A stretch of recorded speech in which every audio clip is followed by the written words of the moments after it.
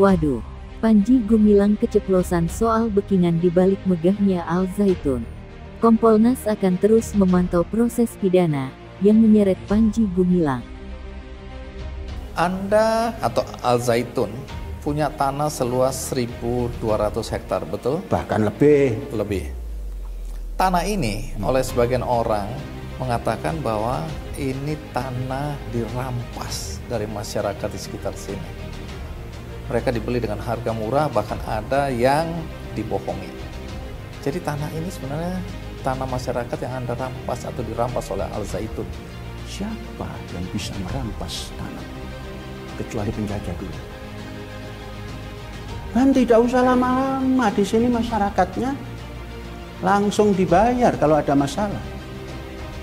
Jangan-jangan nggak punya kaki kalau. Mas, ini berjalan sudah hampir 35 tahun. Proses pembebasan lahan berproses. Jadi kok merampas itu bagaimana? Tahu prosesnya? Jelaskan. Kami minta ke Pak Bupati ketika itu, Pak, kami mau buat pesantren dan kami mau membebaskan banyak lahan. Untuk apa?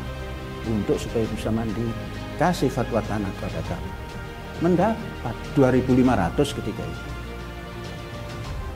Baru kami bisa bebaskan 1.200. Pelan-pelan. Bukan blok jadi. Anda dilaporkan, ini serius sekali, karena datang ke polisi yang melaporkan Anda dengan tuduhan menista agama, dengan beberapa contoh ya. Saya nggak akan lebih detail kepada contoh itu, tapi saya hanya ingin bertanya kesiapan Anda untuk menghadapi pemeriksaan. Saya tidak pernah menistakan agama. Tapi akan... Kalau ditanya, ya saya bilang, saya tidak pernah menistakan agama. Apalagi itu agama saya. Agama orang lain saja tidak pernah saya nistakan. Anda siap dipanggil polisi? Jangan ngomong siap. Karena Kan masih kalem. Karena selama ini banyak orang mengatakan Anda ini kebal hukum. Bagaimana? Anda punya backing kebal hukum, tidak tersentuh. Dari dulu Anda diperkarakan tapi belum pernah sampai kemudian ditangkap, diperiksa, dimasukin penjara. Itu kan khayal mereka. Khayal mereka. Jadi omong kosong menurut Anda? Ya tidak kosong, yang sudah ngomong kok. Dari mana uang untuk membangun Al Zaitun ini?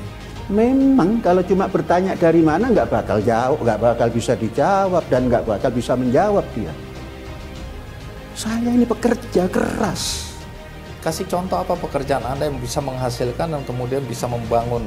Oh, saya tidak sendiri. Kalau sendiri itu hanya daging, tulang, darah. Anda bersama siapa? Ya bersama banyak kawan. Kawan siapa? Ya kalau jangan ditanya kawan siapa itu ya. Dalam pantauan Kompolnas terkait dengan laporan untuk saudara Panji Gumilang ini, proses penyelidikan ini kami pantau sih sudah lumayan cepat, dan ini patut kita apresiasi. Hanya tentu yang perlu diantisipasi oleh Baris-Krim adanya keresahan publik terhadap terutama terhadap pesantren itu sendiri. Nah, ini tentu kami dari Kompolnas terus mendorong agar proses penyelidikan ini segera diberikan kepastian, tidak mengambang dalam bahasa Pak Menko Polhukam selaku Ketua Kompolnas. Kalau memang sudah ada unsur-unsurnya, ya segera saja ditingkatkan untuk dalam proses penyidikan. Namun sekali lagi tentu proses penyelidikan ini harus kita dorong sesuai dengan mekanisme dan SOP sebagaimana yang dimaksud dalam Perkap tentang penyidikan tindak pidana. Panji Gumilang, pentolan Ponpes Al Zaitun, dianggap memiliki banyak backingan. Dalam hal ini, integritas Polri kembali diuji dalam kasus yang menjerat Panji Gumilang. Kalau Bareskrim lembek, berarti backingan jenderal di Ponpes Al Zaitun memang benar. Ketua DPP FAPP, Ihsan Tanjung menyatakan, Panji Gumilang telah terjebak oleh perilaku cerobohnya sendiri. Ihsan mengungkapkan, serangan publik kepada Al Zaitun adalah akibat dari tindakan Panji Gumilang yang membuat masyarakat geram. Ada saran dari Pak Menko, sebetulnya Pak Menko memiliki data-data yang cukup kuat dan valid. Kenapa? Karena dari tahun 2000-an sampai hari ini data itu komplit. Jadi Panji Gumilang itu ucapan itu hanya di permukaan, pemicu kemudian munculnya semua persoalan yang selama ini mengendap di Al Zaitun. Kalau kita buka berita-berita di TV One dari awal sampai hari ini, sebetulnya itu seperti api dalam sekam. Jadi pernyataan ini hanya pintu masuk kemudian ke persoalan sebenarnya Al Zaitun itu sendiri. Jadi sebetulnya saudara Panji ini salah langkah. Dia sudah lama ditunggu-tunggu oleh masyarakat, banyak persoalan, banyak laporan masuk tentang Al Zaitun.